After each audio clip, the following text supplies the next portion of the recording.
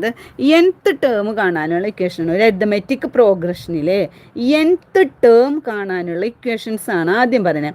nth term എന്ന് വെച്ചാൽ എന്താണ്? നമ്മൾ an എന്നാണ് ആ ഇക്വേഷൻ, നമ്മൾ an എന്നാണ് പറയുന്നത്. nth ടേം കാണാനുള്ള ഇക്വേഷൻ, ഈ ഒരു ക്വസ്റ്റ്യൻ, ഈ ഒരു ഇക്വേഷൻ ഷുവർ ക്വസ്റ്റ്യൻ ആണ്. ഇത് നമ്മൾ പഠിച്ചുകൊണ്ട് നമുക്ക് ഒരു നഷ്ടം ഉണ്ടാകുന്നില്ല. നമുക്ക് SLC എക്സാമിന് ഈ ഒരു ഇക്വേഷൻ എഴുതാതെ നമുക്ക് ഒരു രീതിയിലും ആ ഒരു പ്രോബ്ലം മുന്നോട്ട് പോകാൻ പറ്റില്ല. അരിത്തമെറ്റിക് പ്രോഗ്രഷനിൽ ഈ ഒരു ഇക്വേഷൻ നമ്മൾ ഏത് രൂപത്തിലായാലും, ഇതുവരെ പഠിക്കാത്ത കുട്ടികളായാലും, മോഡലിന് ചെയ്യാൻ പറ്റാത്ത കുട്ടികളായാലും, ഇനി നമുക്ക് തീരെ ബേസ് ഇല്ല എന്ന് പറഞ്ഞിരിക്കുന്ന കുട്ടികളായാലും, ആർക്കായാലും ഈ ഒരു ഇക്വേഷൻ ഇല്ലാതെ നമുക്ക് SSLC എക്സാമിന് നമുക്ക് പരീക്ഷ കഴിഞ്ഞ് പുറത്തേക്ക് വരാൻ പറ്റില്ല.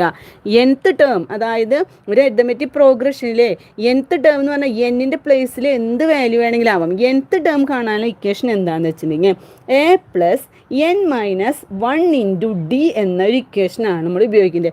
ഈ ഇക്വേഷൻ നമ്മൾ ഏത് രൂപത്തിലായാലും പഠിക്കണം, നിർബന്ധമാണ്. ഈ ഇക്വേഷൻ ഇല്ലാതെ അരിത്തമെറ്റിക് പ്രോഗ്രഷൻ എന്ന് പറയുന്ന പാഠത്തിൽ നിന്ന് ഒരു ക്വസ്റ്റ്യൻ പോലും നമുക്ക് ചെയ്യാൻ പറ്റില്ല.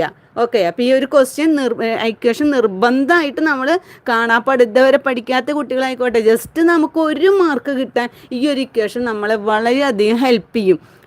ഇതുവരെ എടുത്ത് ഏത് ക്വസ്റ്റ്യൻ പേപ്പർ നോക്കിക്കോ, നിങ്ങൾ ഈ ഒരു ഇക്വേഷൻ ഇല്ലാതെ നമുക്ക് ഒരു മാർക്ക് പോലും നമുക്ക് അതിൽ നിന്ന് ഉണ്ടാക്കാൻ പറ്റില്ല. ഈ ഇക്വേഷൻ നമ്മൾ നിർബന്ധമായും പഠിച്ചിരിക്കണം.